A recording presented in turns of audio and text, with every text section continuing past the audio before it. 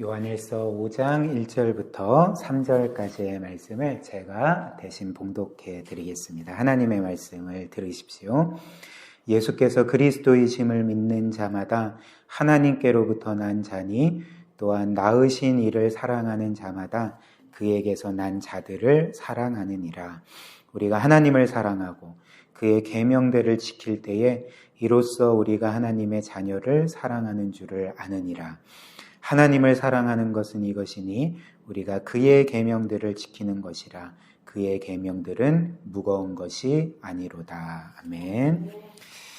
제가 이 요한 1서는 분별의 책이라 말씀을 드렸죠. 그래서 참 그리스도인이 누구인지, 또 그리스도의 영에 속한 자가 누구고 적그리스도의 영에 속한 자가 누구인지, 이런 것들을 우리에게 기준을 제시하며 알려주는 말씀이 이 요한 1서입니다. 사도 요한은 다시 한번 진정으로 하나님께 속한 자가 누구인지에 대해서 우리에게 알려주고 있는데요. 그가 누굴까요? 1절 말씀 다시 보십시오. 상반절 보면 이렇게 말합니다. 예수께서 그리스도이심을 믿는 자마다 하나님께로부터 난 자다. 이렇게 말합니다. 사도 요한은 하나님께로부터 난 자가 누구라고 말합니까?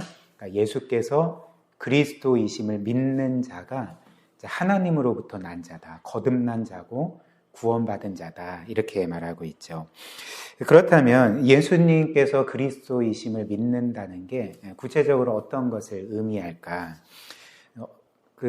대부분의 사람들은 예수 그리스도를 믿는다라고 할 때 보통 이렇게 말할 것입니다. 당신은 그리스도를 믿습니까? 나는 예수를 그리스도로 믿습니다. 라고 단순히 그냥 답하는 것을 예수를 그리스도로 믿는 것으로 이렇게 간단하게 생각을 하는 거죠. 혹은 당신은 예수가 누구인지 답을 할 수 있습니까? 이런 질문을 할 때 어릴 때부터 이제 배워온 것이 있기 때문에 예수님은 그리스도이십니다. 이렇게 어떤 학습된 지식으로 이제 답하는 것을 예수님을 믿는다라고 생각을 하지만 성경이 말하는 예수를 그리스도로 믿는 것은 이제 이런 것이 아니겠죠. 예수님께서 그리스도이심을 믿는다는 것은 어떤 학습된 지식을 되풀이하는 것을 의미하는 것이 아니라 바로 그 예수께서 자신의 유일한 구원자이심을 정말 믿고, 그래서 그분이 아니면 자신은 그 어떤 소망도 없고 그분으로 인해서만 내가 구원과 참 생명과 영원한 행복을 얻을 수 있음을 믿고 그 예수를 전적으로 의지하는 것이 예수님을 그리스도로 믿는다는 정확한 의미일 것입니다. 그리고 더 나아가서 그 예수님을 자신의 구원자일 뿐만 아니라 자신의 주님으로, 즉 자신의 인생의 진정한 주인이시자 왕으로 영접하고 순종의 길로 나아가는 것이 바로 성경이 우리에게 말하는 예수님을 믿는다는 의미가 되는 것이죠. 그리고 우리는 예수가 그리스도이심을 믿는다는 것, 이것을 더 좀 정확히 이해하기 위해서 이제 그리스도가 무엇인가를 좀 알 필요가 있습니다. 여러분들도 아시다시피 그리스도라는 것은 헬라어로 크리스토스라는 단어인데요. 근데 헬라어로 크리스토스이지만 구약 히브리어로는 이 그리스도는 메시아라는 단어입니다. 그리고 이 메시아라는 단어의 문자적인 의미는 기름 부음을 받은 자라는 거죠. 그래서 간단히 설명을 드리면 구약에 혹은 성경 전체에서 기름 부음을 받았다는 것은 하나님께서 자신의 백성을 구원하시기 위해서 특별히 구별한 사람을 의미합니다. 즉 구원자를 의미하는 거죠. 따라서 성경이 예수 그리스도를 구약에서는 메시아로 부르고 신약에서는 그리스도라고 부르는 것은 무엇을 의미하냐면 예수께서 우리의 유일한 구원자이심을 말하는 그런 명칭이라는 거죠. 호칭이라는 거죠. 그래서 예수께서 우리를 어떻게 구원하실까요? 우리를 죄와 그 영원한 사망과 형벌로부터 구원할 자이신 거죠. 그렇기 때문에 그분은 우리의 메시아 그리스도이신 것입니다. 그리고 우리가 이 예수님을 오늘 1절처럼 그리스도로 믿는다는 것은 결국 그 예수님을 우리의 유일한 구원자로 믿는 것이죠. 그리고 예수 그리스도를 우리의 진정한 구원자로 믿는다는 것은 이제 두 가지 의미가 함축되었다고 우리가 보면 될 것입니다. 첫 번째는 내가 예수 그리스도의 구원이 필요한 죄인임을 인정하는 것이 예수님을 그리스도로 믿는다는 첫 번째 의미가 되는 거죠. 그래서 그리스도께서 이 세상에 오신 것, 그리고 생의 막바지에 십자가에 못 박혀 죽임 당하심으로 그분이 대속을 이루신 것이 바로 나의 죄 때문이고, 그리고 내가 하나님께 반역한 까닭으로 그리스도께서 나를 대신하여 죽으심으로 나를 구원하셨다라는 것을 믿는 것이 예수를 그리스도로 믿는 것이죠.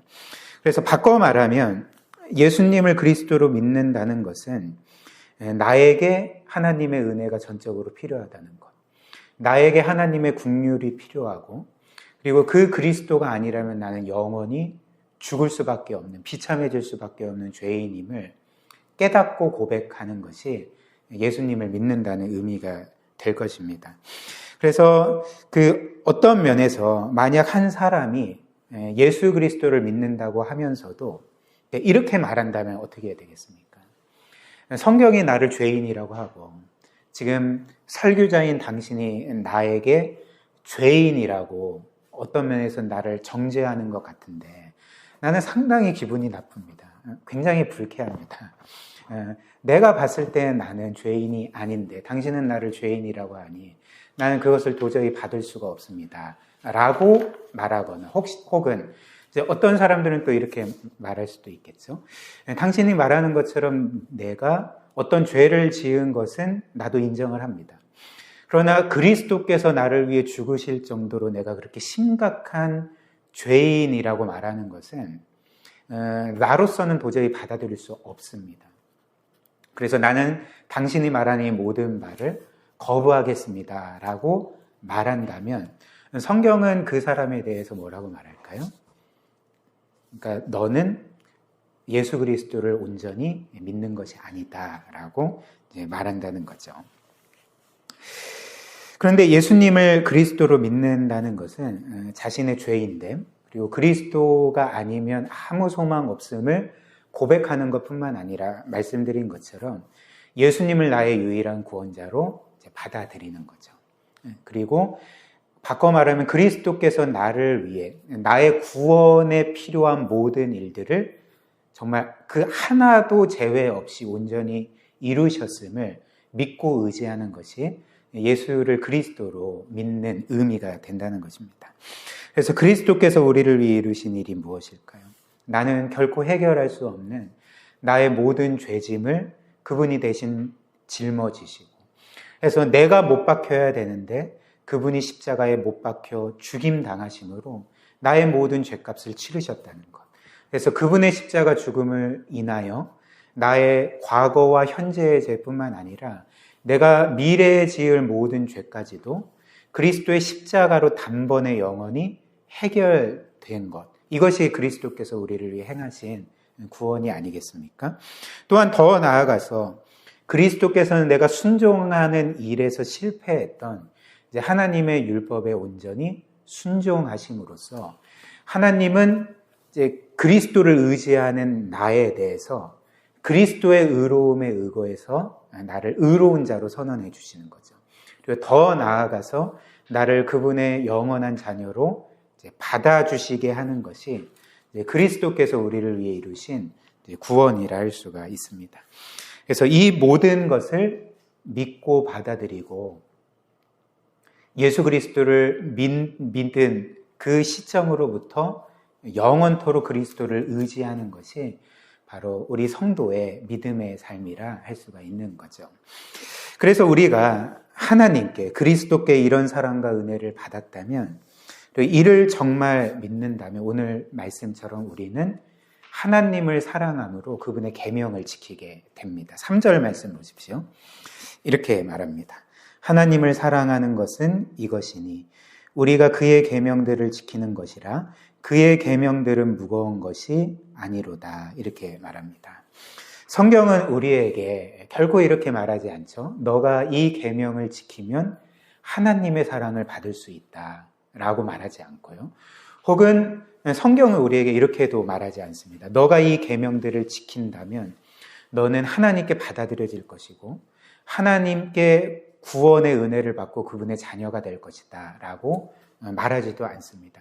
성경은 우리에게 어떻게 말할까요? 그러니까 너가 하나님을 사랑하면 너는 반드시 그분의 계명을 지키게 될 것이다 라고 말을 하고 있는 거죠. 이 말은 무슨 말일까요?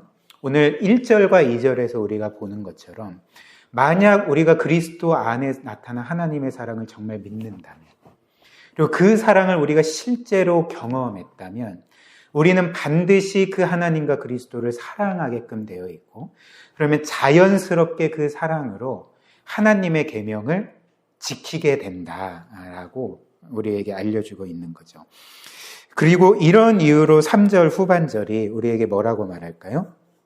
그의 계명들은 무거운 것이 아니다라고 말하는 거죠. 여기에서 무거운 것이라는 이 헬라어 단어의 원뜻은 이제 무거운 짐이라는 것입니다. 혹은 뭔가 우리가 원하지도 않는데 억지로 해야 될 일, 강제적으로 해야 될 그 어떤 것을 가리켜서 이 무거운 것이라고 이제 표현을 하는 거죠. 무슨 말일까요? 즉 우리가 하나님을 사랑함으로써 계명을 지킬 때에 이 계명들은 더 이상 우리에게 뭔가 억지로 하는 것, 마지못해 하는 것, 그리고 하기 싫은데 강제적으로 해야 되는 그 어떤 것이 아니라 이런 무거운 짐이 아니라 하나님을 사랑함으로 기쁨과 감사함으로 자연스럽게 하게 되는 것이 순종하게 되는 것이 바로 하나님의 계명이다. 이렇게 말하는 거죠. 그런데 한번 그 가정을 해보십시오. 만약 하나님께서 지금 이 요한일서 5장 3절의 말씀이 아니라 1, 2, 3절의 말씀이 아니라 이제 우리에게 이렇게 말씀을 하신다고 한번 생각을 해보십시오. 하나님이 우리에게 지금 이렇게 말씀하시는 겁니다.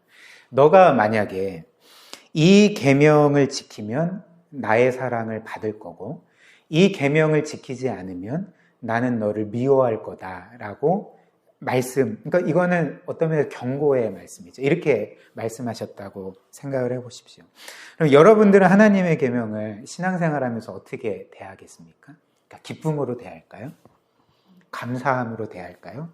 이 계명을 지키면 사랑받을 거고 지키지 않으면 너를 미워할 거다 하면 이 계명은 우리에게 기쁨이 될 수 없을 것입니다. 뭔가 감사함의 표현이 될 수 없을 것입니다.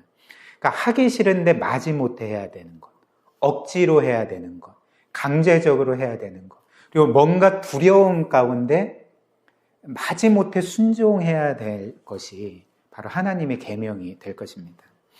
그래서 이런 신앙생활에서는 결코 하나님을 향한 사랑이 있을 수가 없는 거죠.